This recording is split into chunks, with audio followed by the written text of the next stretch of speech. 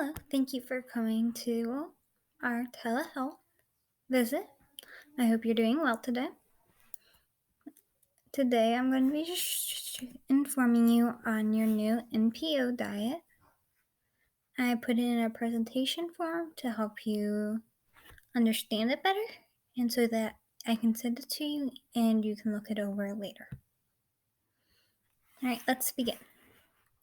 So, the NPO diet is pretty much where you can't have anything by your mouth. This can be used in both a short-term and a long-term situation. It just depends on what's going on and what's the reasonings. So there might be a reason of aspiration pneumonia, weak swallowing muscles, you might have gastrointestinal bleeding or blockage, or you're about to have surgery.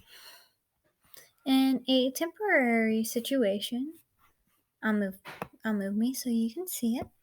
In a temporary situation such as surgery, you can have nothing to eat and are allowed to have a small sip of water right before with your medication before you have your surgery. Now, in a long-term situation, nothing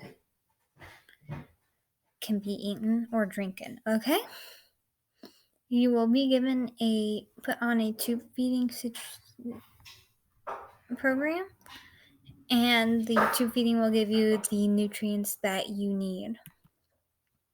So just to be clear, what you can eat while you're on your NPO diet is no fruits, no vegetables, no proteins, no grains. You can't have anything to drink except in the special situation of medications for a short-term patient when they're about to go for surgery. But you can have your tube feeding, which is whichever brand the hospital or your hospice or home health provide. Alright, so now foods that are restricted when you are on the NPO diet. Fruits are apples, bananas, oranges, pineapples, tomatoes, dragon fruit, star fruit, papayas. Vegetables, green beans, corn, lettuce, cucumbers, peppers, asparagus, celery. None of them. You can't have any of those. So for protein, you can't have chicken, beef, pork, and that includes bacon, which is really sad, I know, but it's just not something you can do. You can't have any protein shakes, protein bars, or protein powder.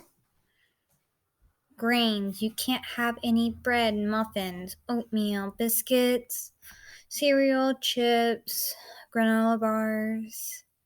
And then for drinks, you can't have water, juice, milk, coffee, hot chocolate, tea, smoothies, and booze of any kind.